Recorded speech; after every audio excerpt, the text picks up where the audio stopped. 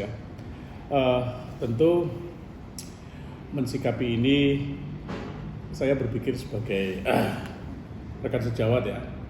Pertama, kita sangat prihatin ya, di mana informasi yang beredar bahwasanya berita acara sumpah mereka bukan dicabut ya, tapi dibekukan ya.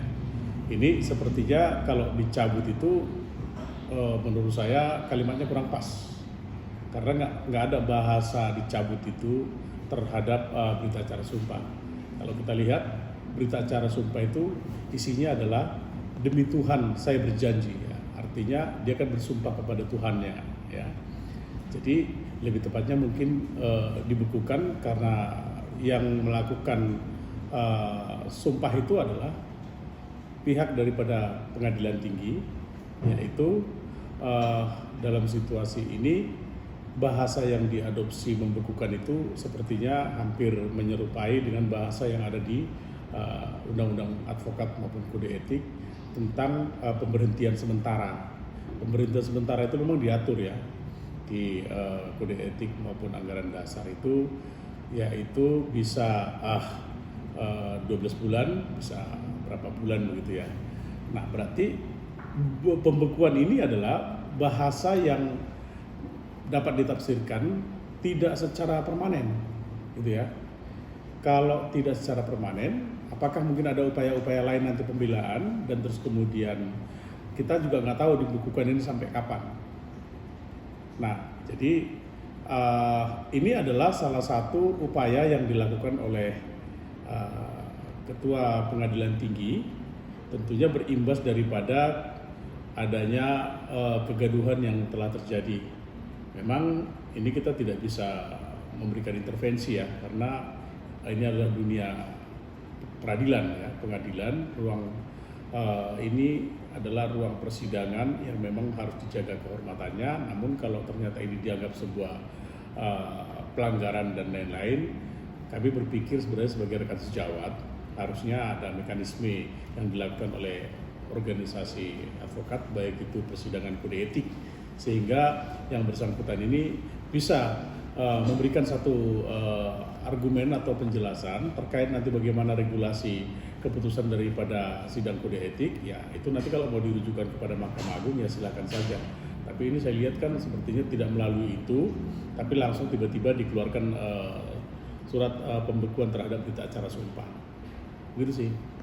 Undang-Undang Advokat 18 tahun 2003 isinya jelas. Segala bentuk pelanggaran, tindakan dan lain-lain terus itu harus melalui mekanisme daripada organisasi, melalui persidangan etik gitu ya. Tapi itu kita harus pisah lagi ya. Apakah ini adalah soal yang berbeda bila memang dalam hal situasi seorang advokat sedang dilaporkan oleh karena menjalankan tugas, oleh karena dugaan adanya perbuatan pidana, tentu ini yang tidak bersinggungan dengan ranah peradilan ya.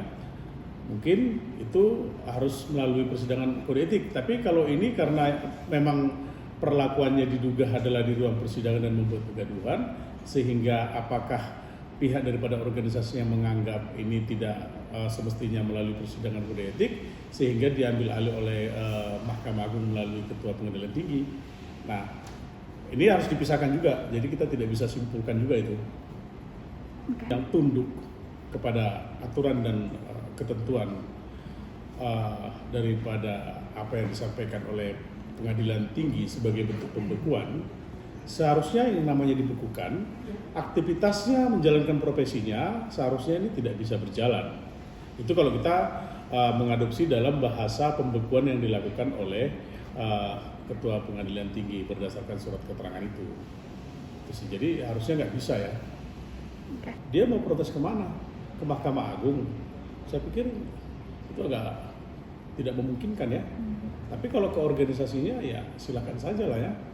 Karena ini adalah satu tindakan yang memang sudah dianggap merupakan satu kelalaian, sehingga ruangan persidangan yang seharusnya untuk dihormati tapi dinyatakan bahwasanya ini sebuah pelanggaran yang membuat kegaduhan, maka kewenangan daripada hakim Pengadilan Negeri Jakarta Utara bersinergi dengan Mahkamah Agung, berikut dengan jajaran peradilan di bawahnya, mengambil sikap untuk merespon reaksi itu. Nah, itu menurut saya adalah supaya sesuatu hal yang nanti akan kemudian terjadi di kemudian hari, semacam efek jerah mungkin ya, seperti itu.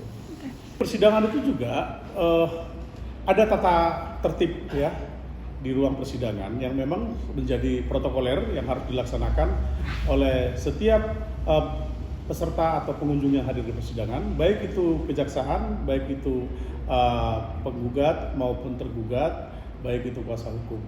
Tentu kalau kita bicara harus tata tertib, harus kemudian menghormati segala macam, memang ini adalah satu ketentuan yang harus dipatuhi.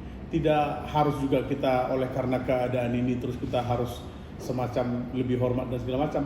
Memang mutlak persidangan itu kita harus hormati. Namun jika ada satu perdebatan antara kuasa hukum dengan kuasa hukum penggugat maupun tergugat, itu soal biasa, tapi tetap dalam batasan-batasan etika dan tata krama. Kalau majelis dia kan fungsinya adalah sebagai penyeimbang atau pasif ya. Jadi ya saya pikir tidak terlalu harus menjadi persoalan ya, karena etika di dalam persidangan itu adalah menjadi sesuatu hal yang menjadi ketentuan yang harus dipatuhi oleh semua orang. Bang. Itu kepada beliau ya. Namun saya mengumpamakan itu adalah diri saya. Saya sebagai penegak hukum, tentu apabila ada perintah ya yang telah dilaksanakan oleh baik itu surat ketetapan ya, sebagaimanapun perintah itu, selama saya tidak melakukan upaya maka saya harus mengikuti perintah itu kalau saya pribadi ya. Tapi kalau teman-teman yang lain kan punya pemikiran sendiri. Kalau kita bicara Undang-Undang Advokat Nomor 18 Tahun 2003, di situ sifatnya mungkin bukan pembekuan, tapi ini pembekuan yang dibuat oleh KPT hampir mirip dengan istilah pemberhentian, tapi sementara sifatnya. Dia bisa 6 bulan, bisa 12 bulan. Pemberhentian sementara. Tapi setelah itu boleh dong.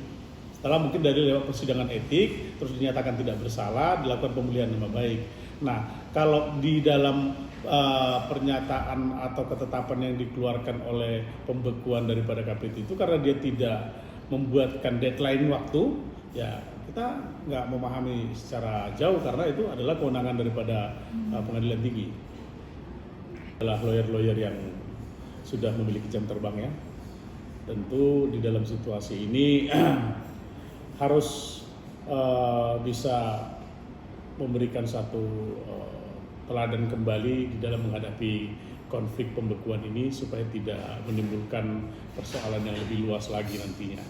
Jadi apakah memang harus berpikir bijaksana? Saya pikir tentunya memang harus bijak karena ini adalah mengacu terhadap keputusan daripada pengadilan tinggi yang melakukan pembekuan. Di sini harus ada satu sikap kita tetap untuk menghormati ya, karena ini adalah bahagian daripada satu keputusan yang sudah dikeluarkan dan beredar luas. Jangan nanti kalau melakukan satu sikap lagi yang sifatnya dianggap semacam memberikan perlawanan dan lain-lain, saya khawatir akan berimplikasi tidak menguntungkan gitu ya. Karena persoalan sekarang ini nasi sudah menjadi bubur, itu istilahnya kan, nasi sudah menjadi bubur.